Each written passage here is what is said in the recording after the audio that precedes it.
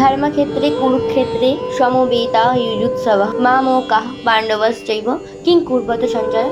হিন্দু ধর্মের শ্রেষ্ঠ ধর্মগ্রন্থ গীতা তথা শ্রীমদ্ ভগবদ গীতার প্রথম অধ্যায় তথা অর্জুন বিষাদ যোগের প্রথম শ্লোক হলো এই শ্লোকের তাৎপর্য হলো ধৃতরাষ্ট্র দ্বিধাগ্রস্ত হয়ে তার সচিব সঞ্জয়ের কাছে জানতে চাইলেন তারা কি করলো। তিনি নিশ্চিত হতে চেয়েছিলেন যে তার পুত্রেরা এবং তার কনিষ্ঠ ভ্রাতা পাণ্ডুর পুত্রেরা কুরুক্ষেত্রের রণাঙ্গনের সমবেত হয়ে কি করলো। তিনি চাননি যে কৌরব এবং পাণ্ডবদের মধ্যে কোনো আপোষ মীমাংসা হোক। তিনি আশা করেছিলেন যুদ্ধে তার পুত্রদেরই ভাগ্য সুনিশ্চিত হোক। যেহেতু এই যুদ্ধের আয়োজন হয়েছিল কুরুক্ষেত্রে, যাকে বেদে আরাধনার ক্ষেত্র বলে উল্লেখ করা হয়েছে, এমনকি দেবতাদের জন্যেও, তাই ধৃতরাষ্ট্র এই যুদ্ধের ফলাফলের উপরে এই পবিত্র স্থানের প্রভাব সম্বন্ধে শঙ্কাকুল হয়েছিলেন। তিনি খুব ভালোভাবে জানতেন যে অর্জুন এবং পাণ্ডুর অন্যান্য পুত্রদের উপর এই পবিত্র স্থানের মঙ্গলময় প্রভাব পড়বে, কারণ তারা সকলেই ছিলেন অত্যন্ত ধর্মপরায়ণ। সঞ্জয় ছিলেন ব্যাসদেবের শিষ্য, তাই ব্যাসদেবের আশীর্বাদে তিনি দিব্য দৃষ্টির প্রভাবে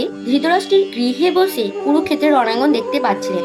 আর তাই ধৃতরাষ্ট্র তাকে কুরুক্ষেত্রের পরিস্থিতি সম্পর্কে জিজ্ঞাসা করেন। পাণ্ডবেরা এবং ধৃতরাষ্ট্রের পুত্রেরা ছিলেন একই পরিবার, কিন্তু ধৃতরাষ্ট্রের মনোভাব এখানে প্রকাশ পেয়েছে অন্যরকম। তিনি কেবল তার পুত্রদেরই উদ্দেশ্য প্রণোদিত ভাবে কৌরব বলে গণ্য করে পাণ্ডবদের পুত্রদের বংশগত উত্তরাধিকারী থেকে বঞ্চিত করতে চেয়েছিলেন। এভাবেই তার ভ্রাতুষ্পুত্র তথা পাণ্ডব পুত্রদের প্রতি তার মনোভাব এবং দৃষ্টিভঙ্গি প্রকাশ পেয়েছিল।